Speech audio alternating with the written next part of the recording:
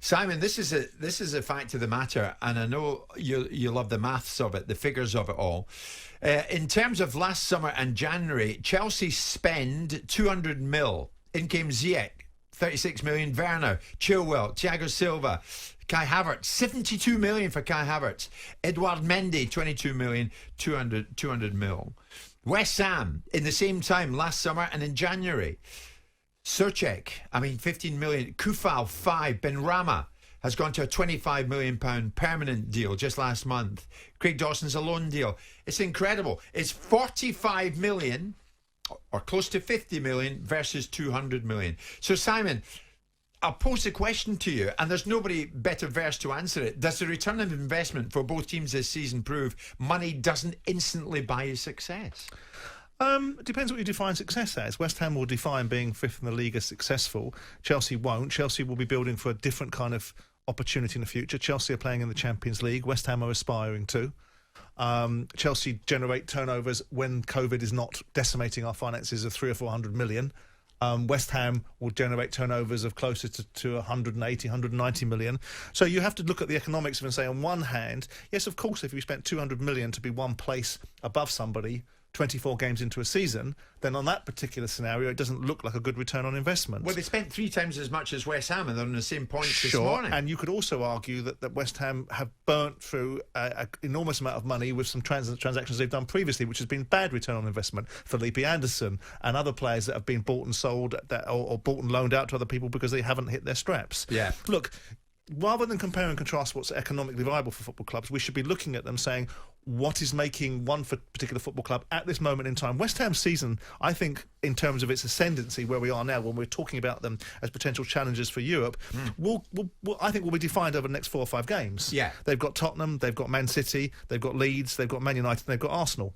Come out of those games with a 1.5 or 0.6, 0.7 a game, then you can talk about West Ham being in Europe next season and being really at the top end of the table and breaking that so-called Big Six barrier. I hope they do, not because I'm a great supporter of David Gold or David Sullivan, but I'm a great supporter of David Moyes.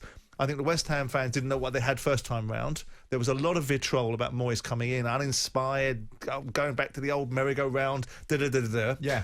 When he brought him back the second time, I think the same narrative was being peddled out by certain sections of the West Ham fans. Sure. It now no longer is the case. Good managers can make teams significantly better, and if they're given a degree of support within the confines of the budget of a football club, then they get an opportunity to be successful. This is a strange division. The argument being advanced that either one of these two may displace Liverpool, I think, is a bit previous. Do you think? I do. I think that Klopp will regain his composure, regain his poise. You know, we'll talk about him later, I suspect, about the need to defend himself against certain social media-based allegations that perhaps he was considering his future. He arrested that particular whispering campaign. He did well yesterday, I felt. Well, he kind of pulled the brakes on everything. Well, what you like about Klopp, insofar as you're a supporter of Klopp, is that he compartmentalises himself. When he was asked about the vaccine about 6 months ago, he said, I'm not a vaccine expert, I'm a football manager. Ask me about football. Yeah. And when he talks about compartmentalising his personal life and his professional life, people can relate to that. They can understand it. Yes. So I thought he led yesterday. I agree with you on that, Simon. We will talk about Klopp. But, Simon, fans do get caught up, don't they, in the amount of money that their clubs spend rather than the quality they've purchased. And I know you in the past. You've and I am no mouthpiece for Golden Sullivan, and I stress that. I really do mean that. But here you've got to salute what they've done. There was an outcry when Diangana was sold for 18 million quid to West Brom. They got some money for Haller, but he was a monumental flop. Yeah. So they brought in 20 million plus for him. But there was an outcry as well when Kufal was bought for 5 million. Yeah. And I remember looking at the messages that came in with West Ham fans saying, what do you get for 5 million? What do you get for 5 million? This will prove interesting. Vladimir Kufal has been a revelation. Yep. In a West Ham shirt. Surchek, there's nothing more to be said about him. He's been sensational. Fans do get caught up too much, in my belief, On Not all numbers, fans, the not all fans. amounts of money. Not all fans. We tend to What judge. are you going to get for him for that money? But we do tend to judge, like most things, we tend to judge scenarios by the vociferous minority, the ones that are prepared to say things that don't always represent the entire fan base. Yeah. Good business is good business, irrespective of the level that you buy a player at. Some people would say that good business was buying Coutinho for 145 million if you're Barcelona. It's turned out to be pretty poor business by the nature of how well he's performed at certain times. You can look at West Ham's track record of buying Payet. Yeah. They bought him economically, they sold him at top dollar. Yes. The notion that West Ham have done good business is people turn around and say that should be something we should all be praised for. Well, recruitment and scouting networks and doing your homework and having the diligence to be able to look at the character of a player should be a fundamental prerequisite of being a manager or having a group of people that work for you that recruit players for you as sporting director.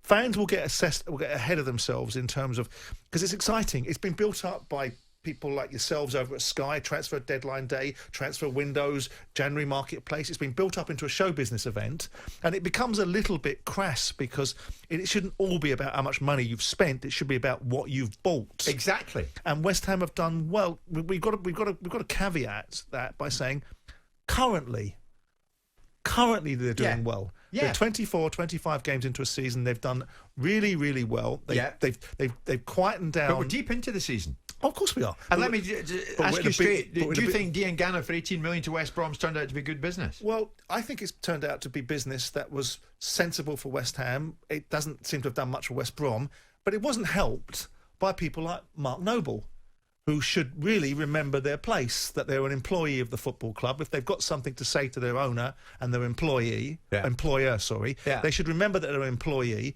Now, the West Ham fans will say, well, hang on a second, he's got West Ham, running through his veins. Yeah, but with due respect, the team are fifth in the league is proven to be wrong. That's right. Anyone backtracking on that now? Anyone saying, well, actually, it might not have been very helpful for our captain to have come out against the ideals of the owners and perhaps even the perspective of the manager to say what the fan base or segments of it wanted to hear. Sure.